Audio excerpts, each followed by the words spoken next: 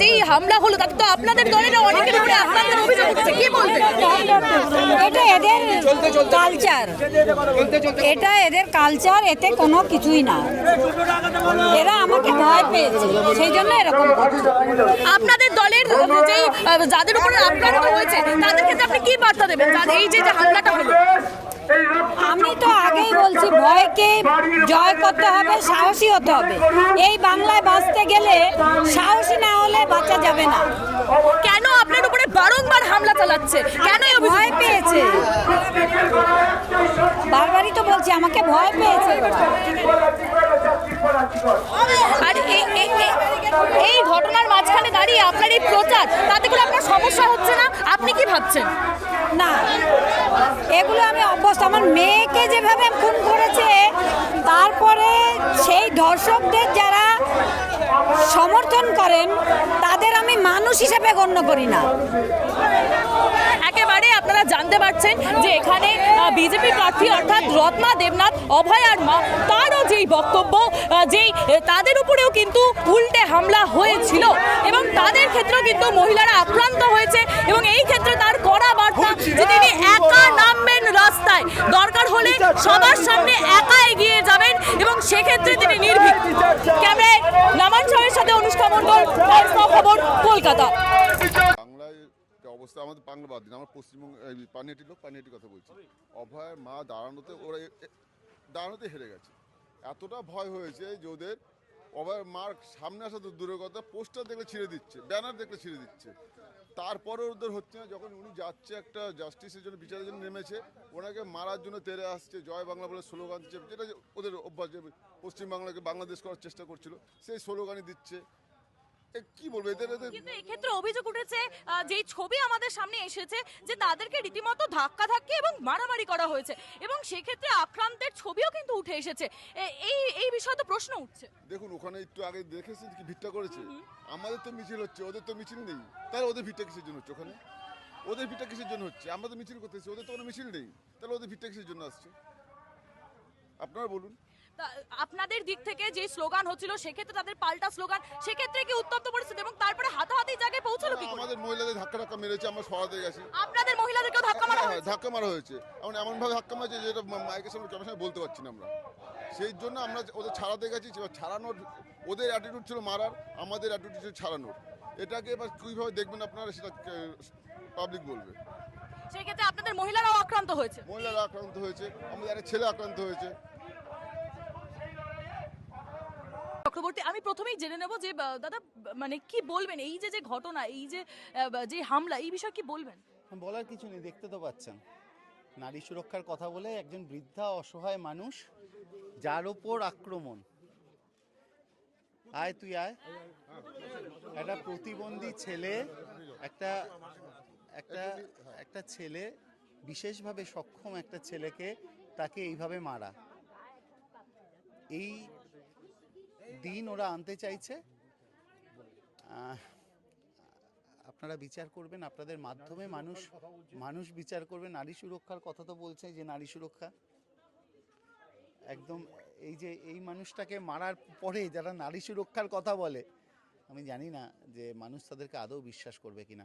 সম্পূর্ণভাবে অরাজকতা সৃষ্টির একটা চেষ্টা, এবং ওরা জানে যে ভোটটা সেন্টিমেন্টে হয় না, ভোটটা উন্নয়নে হয়। তাই পরাজয় নিশ্চিত জেনে অরাজকতা সৃষ্টি করা, এবং এই জিনিসগুলো শুরু হলে এগুলো চলতে থাকবে। কি বার্তা থাকবে আপনার? কিছু বার্তা না, আমরা মানুষ বার্তা দেবে, মানুষ 29 তারিখ বার্তা দেবে, 4 তারিখ ফলাফলে বার্তা পাওয়া যাবে। আমরা তো শুধু প্রশাসনের আশ্রয় নেব, ইলেকশন কমিশনকে জানাবো। যে প্রার্থী হয়ে বলতে পারে মহিলা মুখ্যমন্ত্রীর চুলের মুঠি ধরে ড্রেনে ফেলে মারবো, তার মানসিকতা সেখানেই প্রতিফলিত হয়। কাজেই নতুন করে তার সম্পর্কে আর বলার কিছু নেই। আমি আবার বলি, ওনার মেয়ে শিক্ষিতা চিকিৎসক হতে পারে, তবে ওনার মেয়ে মনে হয় প্রথম প্রজন্মের পড়ুয়া, আর বাকিদেরটা নাই বা বললাম। জয় বাংলা বলেছে, হ্যাঁ। একটা সেকেন্ড না মিডিয়া করতে হবে না বাবা, দরকার নেই। আপনি আপনার দিকের থেকে বলবেন আপনার ছেলের ক্ষেত্রে এরকম একটা খবর হলো, হ্যাঁ, হ্যাঁ। কিছু তো বলা উচিত যে আমার আপনি দেওয়ার তো সেই আমার ছোট দেওয়ার গায়ে হাত দিয়েছে, তারপরে আমাদের পাশের বাড়ি প্যারালাইসিস রোগী। আপনি বলছিলেন যে অভয় আর আন্দোলনে আপনিও ছিলেন তো? হ্যাঁ, অভয়ারণ্য তো আমরা ছিলাম, রাত কাটিয়েছি, ঝড় বৃষ্টিতে কাটিয়েছি, তখন তো আমরা এরকম করিনি। আমরা তো তখন রাতের পর রাত কাটিয়েছি। তাহলে আজকে উনি কেন এই পাঠিত হয়ে আজকে উনি ই করবে, নির্দল হয়ে দাঁড়াতে আমরা ঠিক ই করতাম, তাও সাপোর্ট করতাম। আজকে উনি যে ঘটনাটা ঘটিয়েছে এটা তো ঠিক না। আমার গেট খুলে কেন যাবে? তুমি তো আমাদের গেটের সামনে দাঁড়িয়েছিলে। তুমি আমার গেটের সামনে, আমাকে ভেতরে ছিলাম না বাইরে ছিলাম? তুমি বলো কোনটাই ছিলে? তোমরা যখন ছিলে, তোমরা গেছিলে, আমরা কি ভেতরে ছিলাম না বাইরে ছিলাম? বলো। ওনারা সবাই কেন যায় ওখানে আমাদের গেটের সামনে জয় শ্রীরাম বলছে? তখন আমার ছেলে বলছে জয় বাংলা, তখন আমার শাশুড়ি বলছে, আমরা বলছি জয় বাংলা। তাহলে ওরা কেন আমার গেটের সামনে যাবে? বাড়ির ভেতর কেন ঢুকবে দল বান্ধে? ওরা বলেছে বলেই তো বলেছো, তাহলে ওরা বলেছে বলেই আমরা বলেছি। জোর করে বাড়িতে ঢুকছিল, রীতিমতো জোর করে বাড়িতে ঢুকে ওনারা স্লোগান ঢুকেছে জোর করে প্রথমে এই ছেলেটাকে মেরেছে, মেরার পর ওই যে তারপরে ওই যে বুদ্ধ দাদা বাড়িটা ঢুকে গেছে ওরা।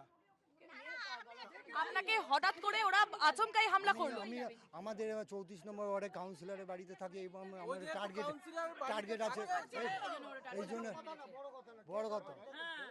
হঠাৎ করে ওনারা আসলো এবং আপনাকে আপনার উপরে হামলা চালালো। আমাকে গা হাত ধরে ঠেলে ফেলে, আমি বললাম ডেনে মানে সাইডে ডেনে ধাক্কা দিচ্ছিল। আমি ওর কেন ধাক্কা দিচ্ছ, আমার বাড়ি এখানে। এই যে গলাটা গলাটা মেরেছে এখানে, ওখানে বাড়িতে গিয়ে ধাক্কা ধাক্কি করেছে, ওর বাড়িতে গিয়ে ধাক্কা ধাক্কি করেছে। আপনাকেও ধাক্কা দেওয়া হয়েছে? হ্যাঁ, আমার নাতিকে আমি টেনে নিচ্ছি, আমি আমার ঠাম্মাকে টেনে নিয়ে ওই যে আমাদের বাড়ির গেট, আমি ভেতরে যাচ্ছিলাম, তখন জয় সাহার সাথে জয় সাহার নেতৃত্বে যেই ছেলে গুন্ডা বাহিনীরা ছিল, ওই গুন্ডা বাহিনী আমাদের বাড়ির ওপরে এসে হামলা করে জয় শ্রীরাম বলে, বাড়ির ভেতরে ঢুকে জয় শ্রীরাম বলে। তখন আমি বিপক্ষে জয় বাংলা স্লোগান দেই। তারপরে আমাদের এখানে পাড়া প্রতিবেশীদের ওপরে হামলা করে। এই আমাদের পাশে দাদা, আমার পাড়ার দাদা, এই দাদাকে মারে, আমার কাকাকে মারে। এইভাবে বিজেপিকে মানুষ চায় না, এভাবে চায় না। আপনি বলছেন কার্যত ওনার মতন একজন বয়স্ক মানুষ, তার গায়ে পর্যন্ত হাত তোলা হয়েছে। বিজেপি যেইভাবে নারী শক্তিকে করছে, তাহলে কি উনি কি একটা নারী না? উনিও তো নারী। ওনাকে যেইভাবে হামলা করা হলো, তাহলে এইটার বিচার কি বিজেপি দেবে? উনিও তো নারী, এইটার বিচার কি বিজেপি দেবে? এই একটা বয়স্ক মানুষকে যদি একটা ধাক্কা দিত সেইভাবে, তাহলে ওনার কি অবস্থাটা হতো? তখন বিজেপি তাহলে কি দায়িত্ব নিত না। এইভাবে রাজনীতি হয় না, রাজনীতি হয় সভ্য ভদ্রভাবে। আচ্ছা, ওনারা কি ক্ষমা চাইছিলেন? হ্যাঁ, আমার কাছে ক্ষমা চাইছে একটা ভদ্র মহিলা এসে বা একজন ছেলে এসে, দিদি ক্ষমা চাইলে কি সমস্যার সমাধান হয়ে গেল? এটা কি তুমি বলো, তুমি আমার ছোট বোনের মতন ক্ষমা চাইলে হয়ে গেল?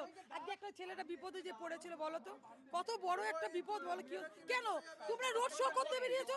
রোড শো করে বেরিয়ে যাবে, তোমরা তো বাড়ির ভেতর ঢোকার, এটা তো আমরাও তো করি, আমরা টিএমসি করি, জোর গলায় বলতে আমরা টিএমসি করি, তো আমরা কোনো রোড শো করি, কারোর বাড়িতে ঢুকে, তো এটা তো কারোর উচিত না। এটাই আমার কাছে কথা। এবার এর বিচারটা ওরাই করতে হবে। আমরা থানায় যাচ্ছি, কোনার ভেতর যাওয়ার তো অধিকতর রাস্তা নেই। তাহলে তোমরা ঠিক আছে এখান থেকে বেরিয়ে যাও, গেছো ঠিক আছে, ওখান থেকে তোমরা ব্যাক করো। আর এখানে মানে একটা অশান্তি চাইছে, যেটা অশান্তি হোক, এটাই হচ্ছে কথা। আমি জায়গাটা আরো একবার দেখাবো, যেই জায়গাতে এই ঘটনাটি ঘটেছিল, এখান থেকে একেবারে আসছিল বিজেপির র্যালি, এবং আমি সেই বাড়িটা একবার একটু দেখানোর চেষ্টা করবো। আমার ক্যামেরা পার্সন নামানকে আমি বলবো একবার বাড়িটা একবার দেখানোর চেষ্টা করবো, যে এইখানেই কিন্তু হঠাৎ করে রীতিমতো পাল্টা স্লোগানে কিন্তু পরিস্থিতি উত্তপ্ত হয়ে যায়, এবং যে অভিযোগ উঠেছে রীতিমতো ধাক্কাধাক্কি, এবং সেক্ষেত্রে কিন্তু অনেক বয়স্ক মানুষজন ছিল যাদেরকেও কিন্তু ধাক্কা মারা হয়, এমনটাই কিন্তু অভিযোগ উঠেছে বিজেপিতে যারা এই র্যালিতে হাঁটছিলেন তাদের বিরুদ্ধে।